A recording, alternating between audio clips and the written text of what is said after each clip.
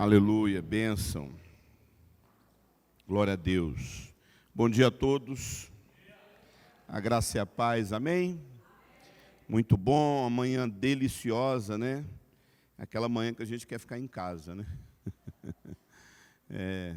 Quem está aqui nessa manhã deliciosa de domingo, com um clima tão gostoso, é porque realmente deseja congregar e ama o Senhor e deseja estar aqui com os irmãos. Muito bom. Nós começamos hoje uma série de mensagens que eu acredito que vai durar aí uns 2 meses. Essa série de mensagens, ela fala a respeito de uma vida frutífera, de como nós podemos e Deus deseja que a gente frutifique, que a gente seja um canal de bênção nas mãos de Deus. E nas últimas semanas a gente tem conversado, o conselho e buscado de Deus a respeito de uma palavra para a gente dar continuidade naquilo que Deus já tem falado com a gente, que é um tempo de renovo, um novo tempo na vida da igreja, na sua vida, e nada mais do que continuar nessa meditação a respeito do mover e do agir de Deus na nossa vida. O Ministério de Louvor apresentou uma canção nova, muito impactante, que é do mover, né? Como é que é o nome da mensagem? Esse é o mover, e nós queremos Deus agir na nossa vida, amém, querido? Quem deseja Deus agir na sua vida aqui, levante a mão, amém? Deus se movendo no seu casamento, Deus se movendo nas suas finanças, Deus se movendo nas suas emoções, Deus se movendo na sua vida de solteiro. O solteiro tem muitas lutas, né? O casado tem muitas lutas. A vida de solteiro é uma vida não muito fácil, principalmente numa geração onde tudo é erotizado, né? Eu costumo falar, meu Deus, se eu tivesse a idade do meu filho, com esse celular na mão, não sei como é que seria a minha vida. Porque na minha época não tinha celular, amado. E olha o estrago que muitas das vezes as paixões desse mundo fez na minha vida, na minha adolescência. Eu fico imaginando se eu tivesse um celular na mão. É muito difícil essa geração hoje. Nós vivemos num tempo muito difícil. É claro que os tempos sempre são difíceis, né?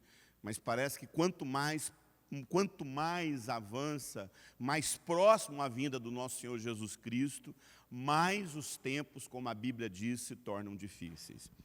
E tudo que o diabo quer é que a gente não frutifique, tudo que o diabo quer é que a gente não cresça espiritualmente. E a gente quer começar uma série de mensagens falando a respeito de como Deus nos chamou para viver uma vida frutífera.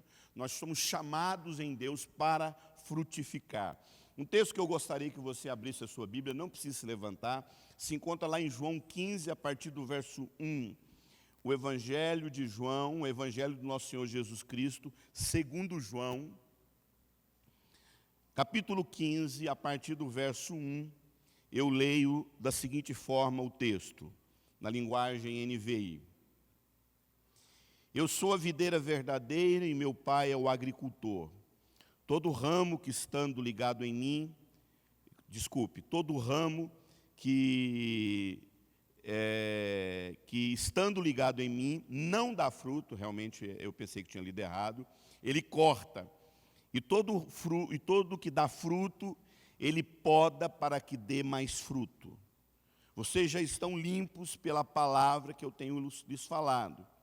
Permaneçam em mim e eu permanecerei em vocês.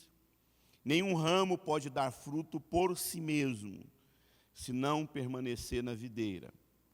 Vocês também não podem dar frutos, se não permanecerem em mim.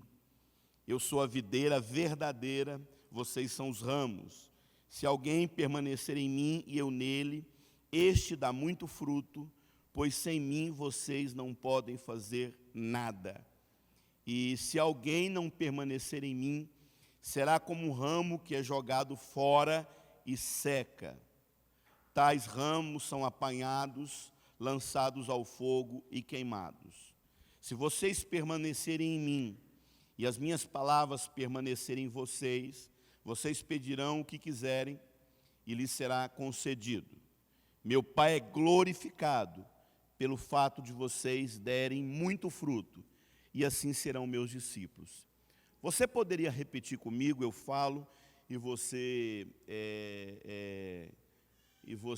fala, repete comigo. Meu Pai é glorificado pelo fato de vocês darem muito fruto, e assim vocês serão meus discípulos. Querido, essa porção, essa parte aqui das Escrituras, fazem parte das últimas instruções que Jesus dá aos seus discípulos antes de ir para a cruz. Antes de Jesus morrer, você vai começar no Evangelho de João, você vai começar ali no capítulo 14, basicamente no 13, 14, e nos próximos capítulos são as instruções que Jesus dá aos seus discípulos antes da sua partida, antes dele ir para a cruz. E Jesus, é interessante que Jesus usa a figura, nesse ensinamento dele, né, nessas últimas instruções, ele usa a figura da figueira como um exemplo daquilo do exemplo do relacionamento dele conosco, da maneira como nós somos nesse mundo e da maneira como nós glorificamos o Pai dele, no caso, o nosso Senhor Deus. As instruções que Jesus deixa nesse texto, mostra o propósito e o desígnio que ele realmente desejou e instruiu os seus discípulos. Quando você olha no Antigo Testamento, e Jesus ele usa o exemplo da videira, a videira no Antigo Testamento é comparada como Israel. Agora você vê, Jesus chega para os discípulos dele e fala assim, eu sou a videira verdadeira. Primeiro que isso já produziu na cabeça deles um espanto, né? Ora, ele é a videira verdadeira, mas Israel não é a videira que Deus plantou. Deus plantou uma vinha, uma videira, e chamou essa videira de Israel. Mas é interessante como muitos profetas foram levantados na Bíblia, e quando você lê Ezequiel 15, ali do verso 1 ao 6, Deus duramente exorta o povo de Israel, dizendo que Israel era essa videira, e que essa videira produziu uvas bravas, uvas amargas, uvas podres, e por conta dessa videira não ser frutífera, e quando frutifica produz frutos amargos, ela nada serve a não ser para ser jogada no fogo. Ezequiel profetiza isso. Não sei se você sabe, mas a videira é um tipo de árvore que a madeira dela não serve para nada, para nada. Você não usa madeira de videira para fazer móveis, você não usa madeira de videira para fazer casa. A única função de uma videira é frutificar. Se a videira não frutifica, ela só serve para ser queimada. A videira ela é uma planta, é uma árvore onde só tem galhos, tem um ramo muito forte, tem uma raiz muito profunda. As raízes da videira são profundas, mas depois aquilo que brota são só ramos, ramos e ramos e ramos. Há ali um caule, ali tem um caule, na maioria das vezes é um caule muito pequeno, e se aquela videira não frutificar, ela não serve para outra coisa. A madeira de videira só serve para ir para o fogo. Então a única função de uma videira é frutificar. E Israel não dá fruto, a Bíblia fala. Todos os profetas do Antigo Testamento vão denunciar Israel como uma videira infrutífera, e quando dá fruto amargo. E por conta de Israel não dar fruto, Deus a corta. E Jesus vem dizendo que ele então é a videira, e que Israel, que foi essa videira, foi cortado. Amado, isso é muito sério. E certa vez, a gente sabe disso também, que Jesus chegou a uma figueira, na verdade agora não é tanto uma videira, mas uma figueira, e ele vai buscar frutos nessa figueira. E a Bíblia fala que quando Jesus não acha frutos naquela figueira, ele amaldiçoa a figueira. E depois, quando os discípulos passam na volta de um lugar onde eles estavam, não me lembro aonde eles estavam indo, quando os discípulos passam de volta, passam naquele mesmo caminho do qual eles foram, e eles olham para a figueira, e a figueira está completamente seca. Jesus não acha fruto naquela figueira. Os estudiosos dizem que a figueira ali em Israel, quando você olha para ela e vê ela toda cheia de folhas, é porque tem fruto. A figueira, quando ela não tem nenhuma folha, ela não tem fruto. Quando ela tem muita folha, então os frutos estão lá e maduros. Jesus olhou para aquela figueira, viu que aquela figueira com certeza tinha muita folhagem e vai tentar achar um fruto ali, não acha. Então havia uma aparência, havia algo que aparentemente demonstrava frutificação, mas Jesus ele descobre que não há fruto. É claro que Jesus não está ali dando uma síndrome de onipotência, não tem fruto, está amaldiçoado. Não, ele com certeza ele estava nos ensinando alguma coisa. Principalmente no sentido de que muitas das vezes a gente tem uma aparência de alguém que dá fruto. Mas quando você chega mais próximo dessa pessoa, não há fruto. E Deus está procurando frutos em nossa vida. E infelizmente, amado, nós cristãos muitas das vezes somos como essa figueira. Jesus chega até nós procurando fruto e não encontra nada, né? O texto sagrado ali no verso 2 diz: todo ramo que estando ligado em mim dá fruto. Não é possivelmente frutifica, não é talvez dá fruto. O texto sagrado diz, o próprio Senhor diz, isso é fato, que o ramo ligado em mim frutifica. Mas o texto interessante que fala que todo aquele que estando em mim não dá fruto, a Bíblia fala que o Pai faz o quê? Corta. Eu queria repetir isso, isso é palavra do nosso Senhor Jesus Cristo, amém? Todo ramo que estando ligado em mim não dá fruto, o Pai corta.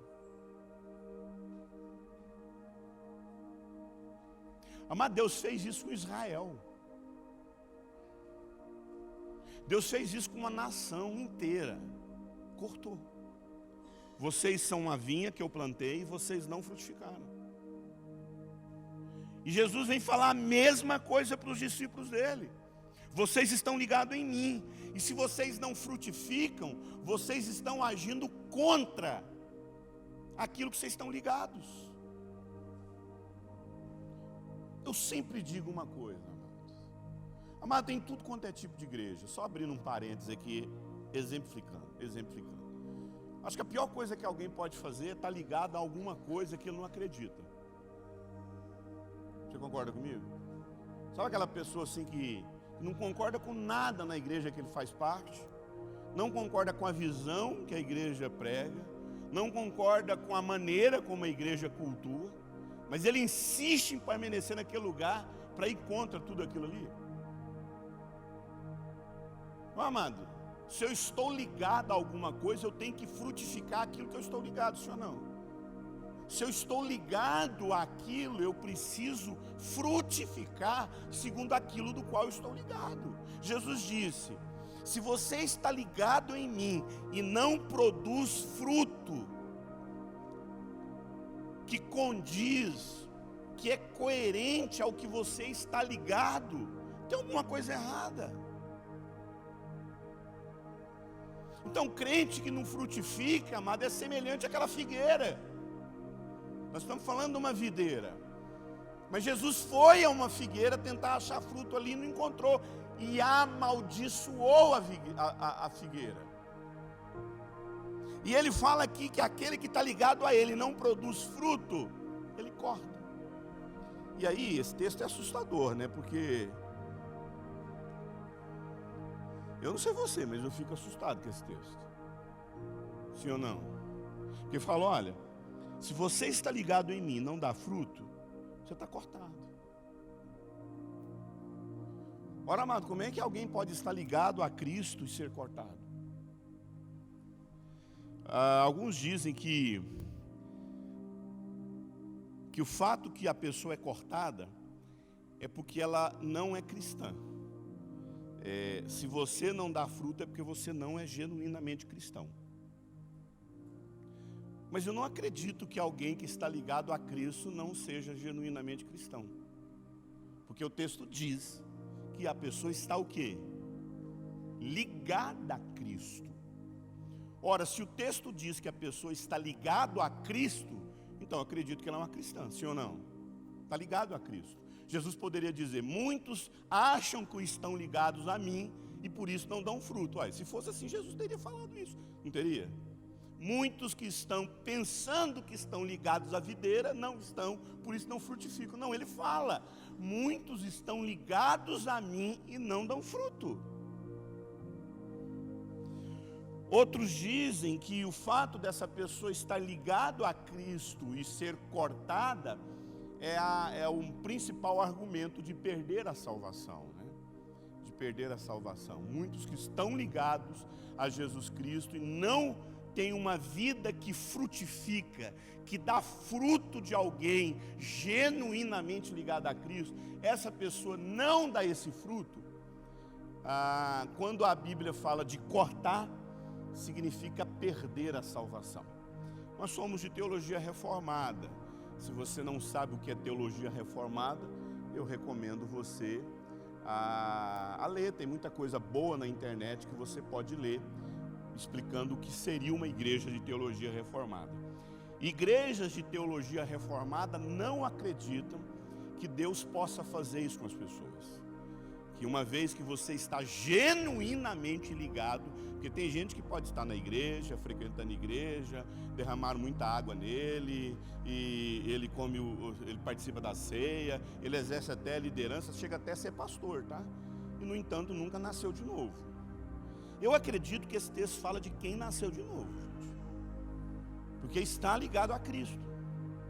Eu não acredito que o texto não teria dito exatamente isso. Se você não está ligado a Cristo, automaticamente você não frutifica. Não, o texto diz, você está ligado. Mas quando você olha ali, você estuda melhor o texto sagrado, você vai descobrir uma palavra chamada airo. A palavra cortar no grego significa airo. Airo. O que significa a palavra airo? No grego, essa palavra airo significa tirar, ou literalmente deixar de lado. Deixar de lado. Sabe o que é isso, amado? É aquilo que a gente faz muitas vezes com os nossos filhos. Quantos aqui já falou, não faça isso, não faça isso, não faça isso? Você não está agindo corretamente. E às vezes você já falou tantas vezes que chega ao ponto de fazer o quê? Você quer? Então, faz o que você quer. Faz o que você quer. Amado, no original, o sentido dessa palavra cortar significa que Deus literalmente tinha algo para a sua vida e Ele pegou e falou assim, tá bom, você quer viver assim? Então eu deixo você de lado. Você não deseja isso, você não quer isso. Você não quer isso. O cortar aqui é literalmente entregar a pessoa a ela mesma. O cortar aqui é falar assim, olha, você vai fazer exatamente o que está no seu coração. Você quer isso? Então faça. E muitas das vezes isso também é tido como disciplina. Essa palavra aio, ela é usada também como um processo de disciplina. É como se a pessoa não frutificasse, como se a pessoa não evidenciasse que está ligado a Cristo. E Deus tem que basicamente entrar com essa pessoa num processo de disciplina. Essa é a ideia aqui do cortar. Eu não acredito que o cortar aqui é mandar a pessoa para o inferno. Eu não acredito aqui que cortar, exemplo, Israel foi cortado? Foi cortado do propósito. O mundo era para ser alcançado através de quem? Da nação de Israel. Eles foram a nação que Deus escolheu para pregar o evangelho para o mundo. Jesus veio para quem? para o povo de Israel. Veio para os seus, está lá no capítulo 1 de João, veio para os seus, mas os seus não os aceitaram. O que Deus fez com Israel? Colocou de quê? Colocou de lado. E hoje o evangelho é pregado através de quem? Dos gentios, que somos nós. Mas lá no final, o que a Bíblia fala? Que lá no final Deus vai fazer o que com Israel? E Deus vai redimir Israel. Israel todo vai se converter. A Bíblia fala isso. Que na conclusão dos tempos, quando é que o Senhor Jesus voltava? Quando a figueira, a primeira figueira florescesse. Quem é a primeira figueira? Israel. Então o sinal da vinda de Jesus é quando o povo de Israel começar a se render ao Senhor Jesus. Mas quando o judeu começar a converter no mundo todo, fique esperto. Porque o sinal da vinda de Jesus é quando a figueira florescesse. E a figueira, a primeira figueira é Israel. Mas me responda, quando você vai olhar então para a história, imagina que a gente está lá na eternidade, a gente olha para Israel. Israel pregou o evangelho durante todo o tempo que ela viveu aqui na terra? Não. Deus cumpriu a promessa da salvação em Israel? Sim, mas eles viveram? Não. É assim que é o sentido de Deus cortar. Amado, quando você não vive o que Deus tem para a sua vida, quando você não frutifica naquilo que Deus pediu para você frutificar, queridos, você começa a viver aquém do que Deus desejou para a sua vida. Quantas pessoas, e eu sou prova disso. Amado, eu tenho falado para os meus filhos, falei hoje para o João Pedro, dedique a sua vida a Deus, cara. Eu quero que o João Pedro se dedique, eu quero que o João Pedro entenda aquilo que eu demorei, porque eu comecei a cair a ficha com 33 anos. Sabe quando você está na fila do banco? E aí as pessoas são atendidas, você dá mais um passo. As pessoas são atendidas, você dá mais um passo, sim ou não? Amado, cada passo daquele é importante. Estar aqui é importante. Estar aqui é importante. Estar aqui é importante. Você vai ser atendido aqui, mas estar aqui é importante? Claro que é. Mas é um passo de cada vez. Mas vamos imaginar que você está aqui, de repente quando você para aqui, o telefone toca, você, oi, não, eu estou aqui no banco, não, ó que eu sair daqui, eu passo, tá, eu resolvo isso ainda hoje. Quando você volta, o que aconteceu? Passou a sua vez, varão. Aí você vai chegar para todo mundo e falar, gente, eu estava aqui para ser atendido, dá licença que eu vou, é assim que a gente faz? O que a gente faz, mano? A gente tem que voltar lá para o final para passar todo o processo de novo. Tem gente que vive nessa vida, igual o povo de Israel. Aquilo que era para demorar poucos dias, demorou 40 anos para desfrutar o que Deus tinha para a vida da pessoa. Amado, não deixe Deus cortar você do propósito que Ele tem para a sua vida. Ele já fez isso com Israel e Jesus diz que Ele pode fazer isso de novo. Deus tem um propósito na sua vida. Deus tem um propósito na sua história. Deus quer que você frutifique naquilo que Ele te chamou para frutificar. Seja no seu ambiente de trabalho, seja na vida ministerial. Eu tenho discipulado meus filhos para a vida ministerial. Eles vão decidir. Eu tenho discipulado meus filhos, minha casa para a vida ministerial. Desafio eles o tempo todo a ouvir a voz de Deus. Deus chamou você para o seu trabalho, então frutifique nesse lugar. Quantas vezes a gente vê isso? Deus chega isso falando para as igrejas. Se vocês não se arrependerem, não viverem uma vida conforme o que eu desejei para vocês, eu vou remover o candeeiro. No original, essa palavra candeeiro é como se Deus pegasse uma igreja que foi plantada naquele lugar e Ele tira aquela igreja daquele lugar. O propósito de Deus na sua vida, amado. Você não pode viver aquém do que Deus deseja que você frutifique.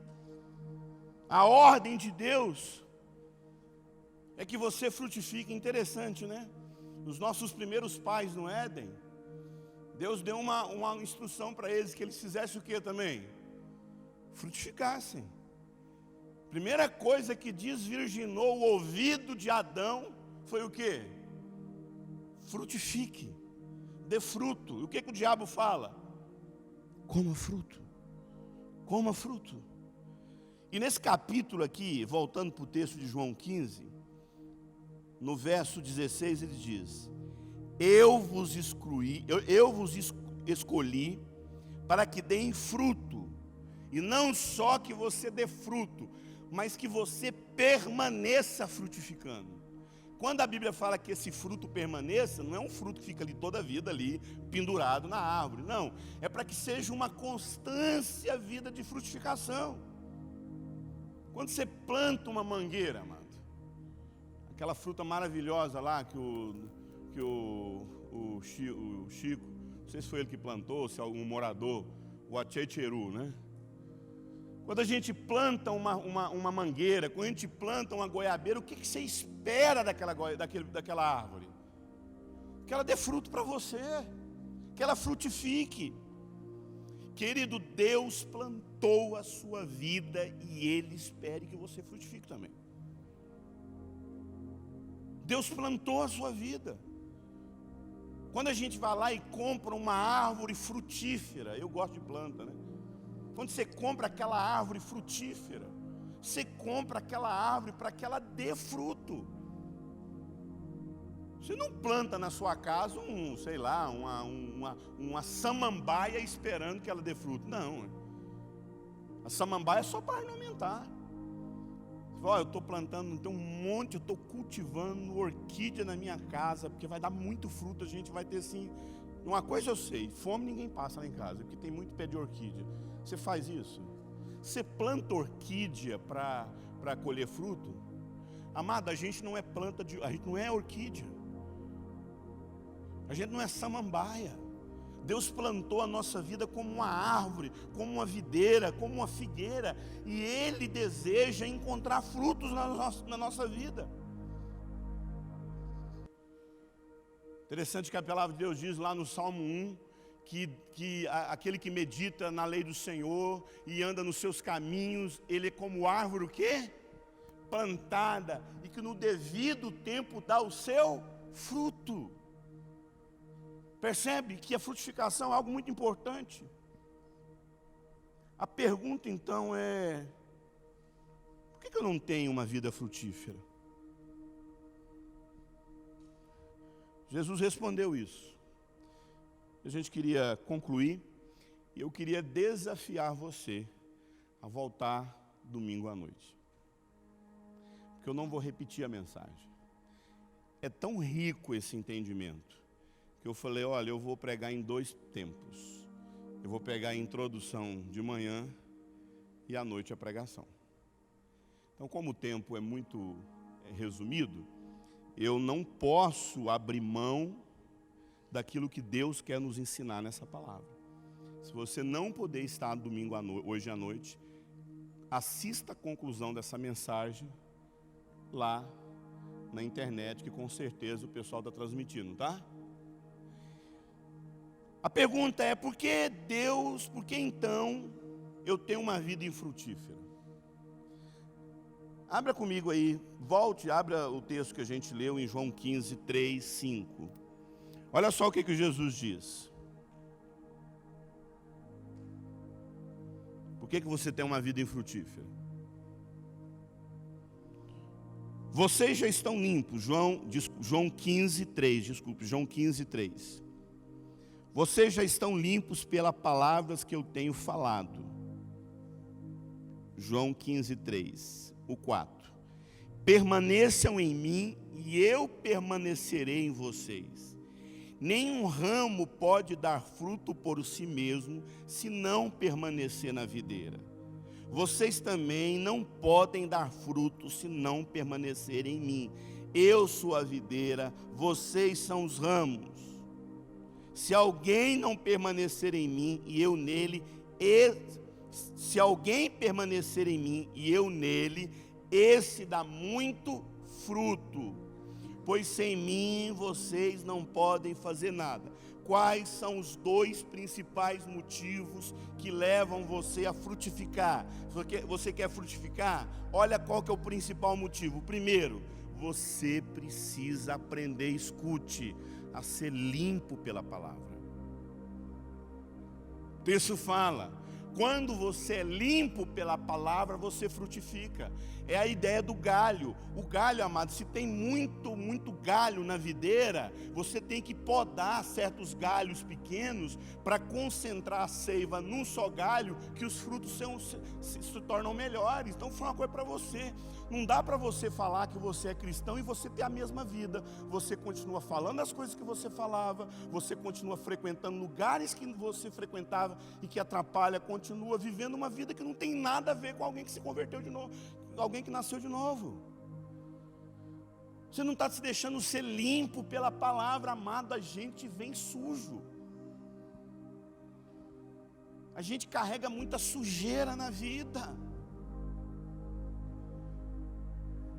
Quando a gente vem a Cristo, amado, os nossos relacionamentos, a maneira como a gente se relaciona com as pessoas, no ambiente de trabalho, é muito sujo. Não tem como você frutificar se você não deixa a palavra te limpar. Uma vez uma menina que tem sérios problemas com lesbianismo, tinha uma vida ligada ao lesbianismo, falou assim, eu não acho necessário eu parar de pintar meu cabelo de azul. Eu falei, pois é, mas o cabelo azul diz para todas as meninas que já são lésbicas que você ainda é lésbica. Não tem problema você pintar o cabelo de azul, mas isso aí é um sinal para quem está lá fora falar que você continua do mesmo jeito. Aí você vai ser assediada. Não tem como você falar que é um cristão sendo que você tem esse lixo no seu celular, meu irmão. Como é que você não está deixando Deus te limpar? Não tem como frutificar com essa vida suja. Pecado não habita com quem realmente quer frutificar. Quer dar fruto? Tem que ser limpo pela palavra. Não dá para falar que você é uma mulher cristã, sendo que você se veste igual uma ímpia. Vou falar uma coisa para você, eu tenho que ensinar isso na igreja, gente. Porque eu faço isso lá na minha casa. Porque a mulher, amada, ela é muito seduzida pelo mundo. E tudo que o mundo quer é transformar a mulher num ser completamente sensualizado. E por que a mulher muitas vezes quer ser sensual? Problema de autoestima, ela tem a necessidade de ser desejada por homens. Mulheres piedosas são assim. Eu estava falando isso numa igreja, e aí um rapaz estava todo feliz da vida por ouvir isso. Eu falei, pois é, mas essa roupa sua também, meu brother, é a mesma coisa. Porque não é só a mulher que está com a roupa com os seios à mostra. É o cara que está todo bombadinho mostrando o corpinho dele para todo mundo desejar ele. Parece bobo o que eu estou falando, mas entenda, amado. Isso tem que ser tratado também. Coisas visíveis, fala do que está onde? Lá no coração. A gente tem que ser limpo da nossa pilantragem financeira. Deveu, tem que pagar. A pessoa está te devendo, você está devendo para a pessoa, tem que pagar. Você tem que ser limpo, meu irmão. Não usar de juros abusivos, não usar de pilantragem. Tem que ser limpo pela palavra. A maneira de conduzir o casamento, a maneira de conduzir a esposa, a maneira de conduzir os filhos, tem que ser limpo. Esse negócio que a gente vive hoje, tempo atrás, estava um youtuber muito famoso aí, gravou uma música evangélica, né? Do sol lá, né? Aí a Osana pegou e falou assim, ele converteu. Eu falei, meu amor, hoje está muito complicado falar isso, assim.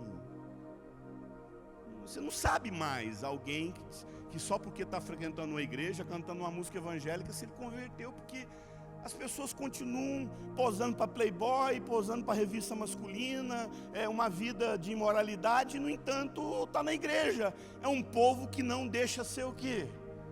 Limpado. Tem coisa que não serve para cristão. Tem coisa que não serve. É o velho ensinamento paulino que fala: é lícito, mas não convém. Não convém a um cristão ter essa postura. Não convém um homem de Deus ser entregue ao álcool.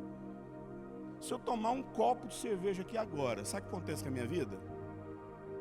Nada, porque eu nunca tive problema com alcoolismo. Mas se o Eurípides tomar um copo de cerveja e alguém que teve problema com alcoolismo, o que eu vou ser na vida dessa pessoa? Tropeço. Eu vou ser tropeço. Eu vou ser tropeço. Não é errado, mas não convém. A igreja, todo mundo vai embora. Aí uma irmã fala: Eurípides, eu quero conversar contigo. Aí eu mando todo mundo embora, eu fico sentado nessa cadeira, só eu e essa irmã, sozinho, nós dois aqui, o dia todo conversando. É errado? Mas convém? Não convém. Deixa você ser limpo pela palavra, e o texto diz: porque vocês estão ligados em Cristo. Segunda coisa que mostra que você frutifique, você tem que estar ligado em Cristo, amado. As duas maneiras de você frutificar é ser limpo pela palavra e ter uma experiência real de novo nascimento. O ramo não frutifica se não estiver ligado àquela videira e receber a vida dela, a seiva dela, e ter aquela vida que recebe de Cristo. Ser frutífero, amado, é ser colocado no lugar certo, ser ligado à pessoa certa que é Cristo e deixar ser limpo. Essa vida que você quer viver não condiz com alguém que está ligado a Cristo, você não vai frutificar. E concluindo, o texto diz: meu Pai é glorificado, verso 8, pelo fato de vocês darem muito fruto. Quer glorificar a Deus? Dê fruto. A verdadeira marca de um discípulo é a frutificação. E ele fala: assim vocês vão ser meus discípulos. Jesus está dizendo: você quer saber se alguém me segue verdadeiramente? Olha para a vida dele e vê se tem fruto. Vou falar isso à noite. A própria escritura diz que vocês conhecem a árvore pelo quê? Por fruto. Todo ramo que estando ligado em mim não dá fruto, ele corta. E todo que dá fruto, ele poda, para que dê mais fruto. Eu sou a videira e vocês são ramos. Se alguém permanecer em mim e eu nele, esse dá muito fruto, pois sem mim vocês não podem fazer nada. Então aqui nesse lugar aqui, ó, tem 4 tipos de pessoas. Eu quero acreditar que eu estou no quarto grupo. Eu quero acreditar que Deus, pela graça dele, me faz estar no quarto grupo. Quando você olha para esse texto do 2 ao 5, Jesus fala: todo ramo que estando em mim não dá fruto. Então tem gente aqui que não dá fruto, não frutifica. Ele corta. Todo ramo que estando ligado em mim e não dá fruto, ele corta. E todo que dá fruto, ele poda para dar mais fruto. Então tem um segundo grupo aqui, é aquele que dá fruto. E tem mais um terceiro grupo que ele fala: porque ele poda para que dê mais fruto. Tem um outro grupo aqui que quer dar mais fruto. Eu sou a videira e vocês são o ramo. Se alguém permanecer em mim, esse dá muito.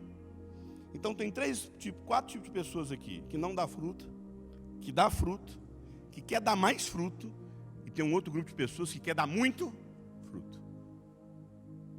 Eu queria deixar essa introdução aqui.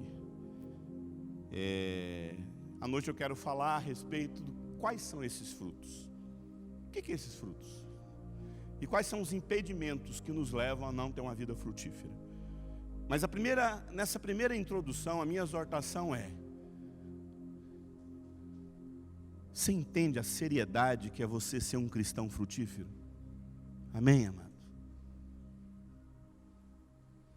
Meu filho converteu recentemente, né? Ele veio morar comigo aos 13, 14 anos de idade. E agora, há um tempo atrás, ele começou a dar os primeiros passos na vida dele. E tudo que Deus deseja é ver o que na vida dele? Fruto. E não só fruto, Deus deseja que ele dê mais.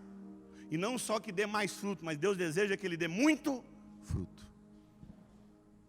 Então olhe para o seu coração agora, só você pode responder isso. Só você pode responder isso. Só você pode olhar para dentro do seu coração e falar: Deus, eu tenho frutificado? Mas Eurípides, o que são esses frutos? Vem à noite, você vai saber. Você tem olhado para a sua vida e você olha e fala: Deus, eu tenho frutificado no lugar onde o Senhor me plantou? Eu tenho frutificado onde o Senhor deseja que eu esteja? Só você pode responder isso.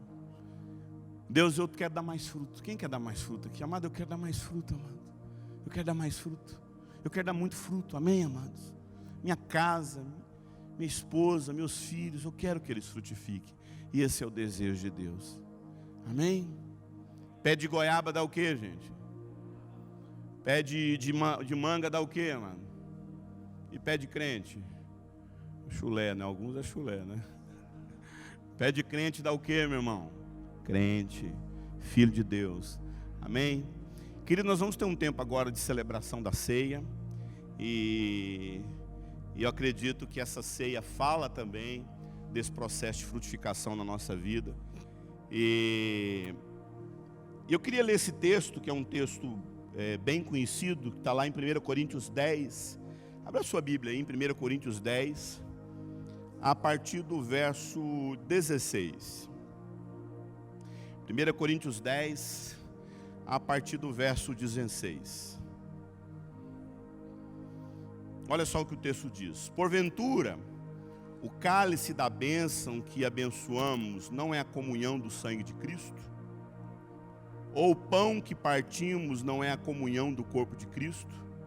Porque embora, sendo muitos, somos unicamente, tem uma tradução, eu gosto mais dessa tradução, que se aproxima mais do original, que diz que nós somos um só pão. Então esse pão aqui, a maioria de nós achamos que o pão é o que está sobre a mesa, que o pão é o que está na bandeja. E na verdade o pão não é o que está na bandeja. O verdadeiro pão é o que está em volta da mesa e fora da bandeja. Eu costumo falar que um dos principais sinais da nossa religiosidade é não vir na igreja o mês todo, mas vir no dia. Isso é muita religiosidade, irmão. Quando eu vejo a igreja lotada no dia da ceia, eu falo assim: meu Deus, hoje a gente está doido para ter comunhão, ou a gente é tudo religioso. Porque não é comer esse pão, isso aqui é um pão como qualquer outro. Você não come esse pão e fica mais santo. Você não come esse pão e passa a ter comunhão com o corpo de Cristo. Não, amado, quando você parte esse pão, é um gesto visível daquilo que já aconteceu na sua vida. O verdadeiro pão é você. Porque a Bíblia fala que esse pão representa o corpo de Cristo. Quem é o corpo de Cristo? Nós. Então quem é esse pão? Você. Quando você vai lá, visita seu irmão. Quando você vai lá, ora com ele. Quantas pessoas foram cear lá com a gente acha, porque teve um dia lá que eu fui cear com o hater, né? O hater estava lá no spa dele, lá emagrecendo. E aí ele estava impossibilitado de vir aqui na mesa, na ceia, porque ele tinha acabado de operar. E aí fazer a cirurgia dele, e eu fui lá cear com ele. Eu me senti assim, na verdade, na boa, gente. Quem deveria ter partido esse pão lá era o Emerson. Quem mais? Quem deveria ter partido esse pão lá era Fabão. Você sabe por quê? Porque quem foi lá dormir com ele lá no hospital não foi eu. Quem foi lá dormindo com ele no hospital foi Fabão, foi Emerson, a esposa dele, o Ricardo. Entende? Isso que é ceia. Quando o Emerson estava lá deitado, passando a noite, o Fabão, o Ricardo com o hater, eles estavam compartilhando da vida deles, sendo alimento.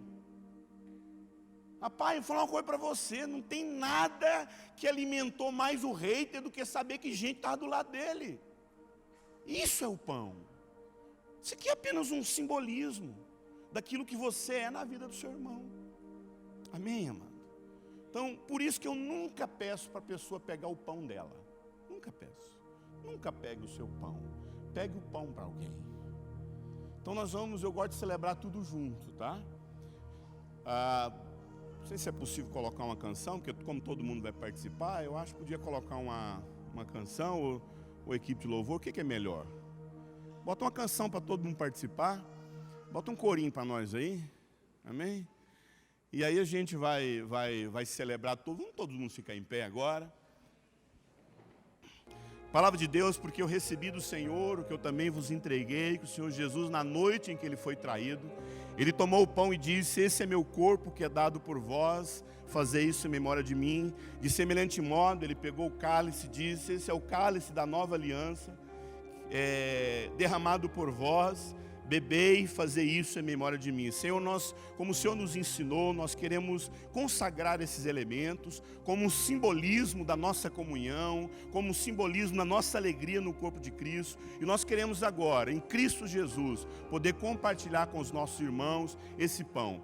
Querido, saia do seu lugar, pegue um pão para o seu irmão, pegue um cálice para você servir com o seu irmão, vá até a sua família, vá ao seu amigo, vá até a pessoa que você quer ministrar na vida dela, e vamos ter esse tempo agora de celebração. Eurípides, como é que a gente faz? Igual você faz na sua casa, você pega o pão, come, toma um cálice, vai colocando na boca de todo mundo, e eu não quero separar o pão do cálice. Faça isso agora, o pessoal vai colocar uma canção para nós lá, e você tem a oportunidade de cear com o seu irmão agora, em nome de Jesus.